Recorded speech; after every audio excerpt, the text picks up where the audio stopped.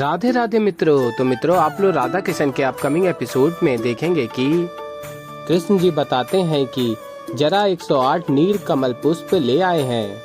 अब माँ दुर्गा की महापूजा होगी और उन्हें ये पवित्र आहुति समर्पित की जाएगी। और फिर तभी राधा कहती हैं, जरा अब तुम्हारी पूजा निश्चित ही सफल होगी। और फिर जरा कहता है, ये आप दोनों की कृपा से ही हुआ है, अन्यथा ये कार्य करना मेरे लिए संभव नहीं था।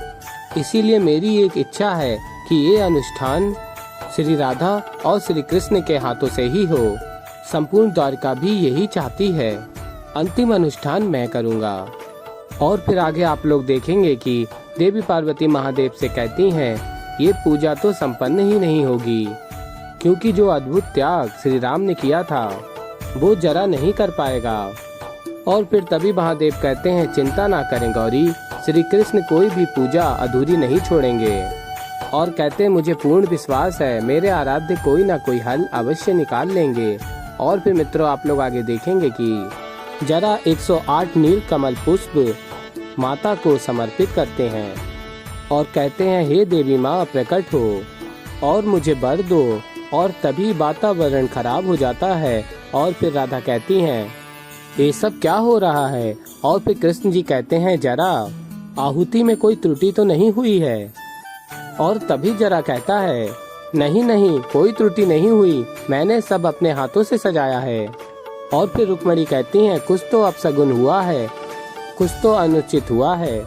और फिर आगे आप लोग देखेंगे, राधा देखती हैं पुष्पों को और कहती हैं, ये क्या, आहुति के पुष्पों में से एक पुष्प खंडित है। और फिर तभी जरा कहता है, मुझसे ही पुष्प लाने में कोई त्रुटि हुई है, ये कोमल पुष्प मेरे हाथों से ही खंडित हुए हैं। और फिर कृष्ण जी कहते हैं, वर से अधिक ध्यान तुम्हें पूजा पर देना चाहिए था। जरा ये खंडित पुष्प माँ दुर्गा को अर्पित करना बहुत बड़ी त्रुटि है और यही कारण है कि वो आज क्रोधित हैं। और फिर जरा कहता है, प्रभु मुझसे अपराध तो हुआ है, परंतु मैं अब क्या कर सकता हूँ। और कहता है, मैंने देवी माँ को 108 नहीं 107 पुष्प ही अर्पित किए। और फिर अनिरुद्ध कहता है, किंतु पितामह इस त्रुटि का कोई तो समाधान होगा। और फिर रुक्मिणी कहती हैं, हाँ श्री कृष्ण, जरा को अपनी त्रुटि सुधारने का एक अवसर तो मिलना ही चाहिए।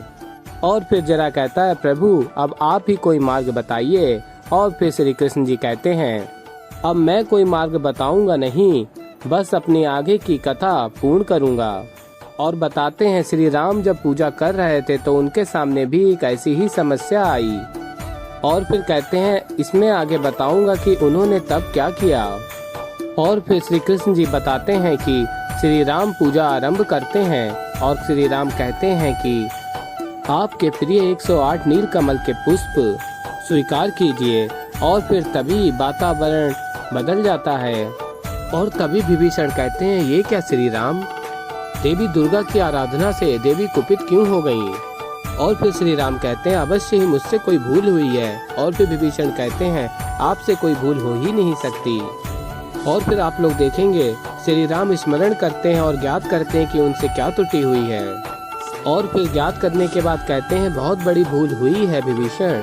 और बताते हैं कि ये अर्पित किए गए पुष्प 107 हैं, 108 नहीं। निश्चित रूप से मैंने 108 बाणों का संधान किया, किंतु इस समय पृथ्वी पर 107 पुष्प ही शेष हैं। और फिर विभीषण कहते हैं, ये कैसे संभव है श्री राम। और फिर श्री राम बताते हैं कि संभव है, ये मेरे किसी पूर्व कर्म का फल है।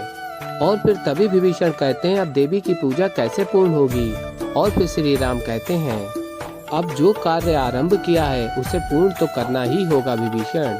और फिर कहते हैं, ये संसार मुझे कमल नयन के नाम से भी जानता है। और फिर विभीषण कहते हैं, हाँ, क्योंकि आपके नयन कमल के समान सुंदर हैं प्रभु।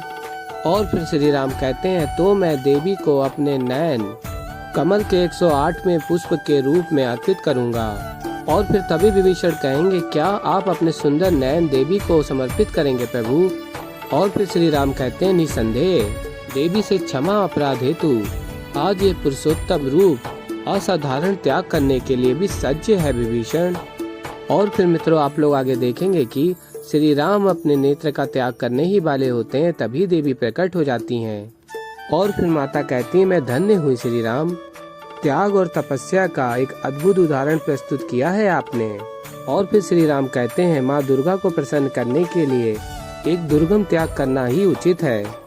और फिर देवी माँ कहती हैं आपकी आराधना से मैं प्रसन्न हुई, और कहती हैं कोई वर मांग के मेरी शक्ति का मान बढ़ाइए। और फिर श्री राम कहते हैं आप अपना आशीष प्रदान कीजिए कि मैं दशानंद रावण का अंत कर सत्य और धर्म की स्थापना कर सकूं। और फिर देवी माँ कहती हैं तथास्तु, मेरा आशीष सदैव ही आपके साथ रहेगा, विजयी भव। और फिर मित्रों आप लोग आगे देखेंगे कि कृष्ण जी कहते हैं तो इस प्रकार श्री राम ने अपने कमल नयन 108वें पुष्प के रूप में अर्पित कर दिए थे।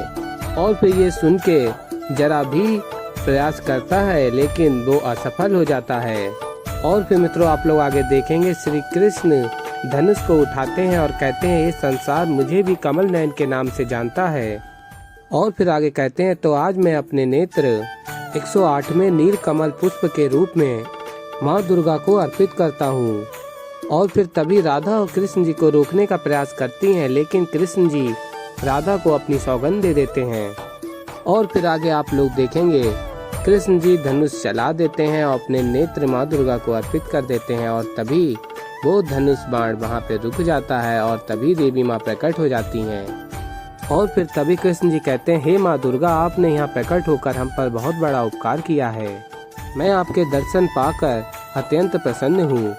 और फिर तभी माँ दुर्गा कहती हैं आप मेरे दर्शन मात्र से प्रसन्न हैं, संतुष्ट हैं, किंतु आप मेरे वर के अधिकारी हैं श्री कृष्ण, मांग लीजिए आपकी क्या इच्छा है। और फिर आगे आप लोग देखेंगे श्री कृष्ण जी कहते हैं मैं आपसे कुछ मांगना नहीं चाहता, मैंने जो भी किया है राधा के लिए किया है, यदि आपको वर देना ही है तो आप ये वर जरा को दे दीजिए। और फिर देवी माँ कहती हैं जरा से मांगो तुम्हारी क्या इच्छा है। और फिर तभी जरा कहता है कर्म श्री कृष्ण ने किया है तो फल मैं कैसे प्राप्त कर सकता हूँ। और कहता है देवी माँ मैं आपसे वरदान मांगना चाहता हूँ, परंतु इस प्रकार से वरदान लेना न्याय संगत नहीं है। और कहता है मुझे क्षमा कीजिए माता, मैं आपसे वरदान लेने के लिए समर्थ नहीं हूँ। और फिर आगे कहते हैं यदि आप वरदान देना ही चाहती हैं तो श्री राधा को दीजिए। और फिर तभी माँ दुर्गा कहती हैं तुमने धर्म संगत बात की है, जरा मैं तुमसे अत्यधिक प्रसन्न हूँ, मेरा आशीष सदैव तुम्हारे साथ रहेगा। और फिर कहती हैं कहिए राधे आपकी क्या इच्छा है। और फिर राधा कहती हैं देवी दुर्गा मुझे कुछ नहीं चाहिए, कृष्ण का साथ ही मेरे लिए सबसे बड़ा वरदान है। और फिर देवी माँ कहती हैं निसंदेह ही आपके पास सब कुछ है। और कहती हैं कर्म के अनुसार फल देना भी आवश्यक है। और फिर आगे आप लोग देखेंगे कृष्ण जी राधा से कहते हैं ये तुम्हें अभय होने का वरदान दे सकती हैं। और फिर राधा माँ दुर्गा से अभय का वर मांगती हैं और कहती है कृष्ण के प्रति मेरे जितने भी भय है उन सबको हल लीजिए। और कहती है मुझे उस दो स्वप्न से मुक्त कर दीजिए जो मुझे बार बार भयभीत करता है माँ। और फिर तभी माँ दुर्गा कहती हैं तथास्तु। तो ऐसे ही मित्रों मैं मिलता हूँ जल्दी एक नई वीडियो के साथ, तब तक के लिए राधे राधे।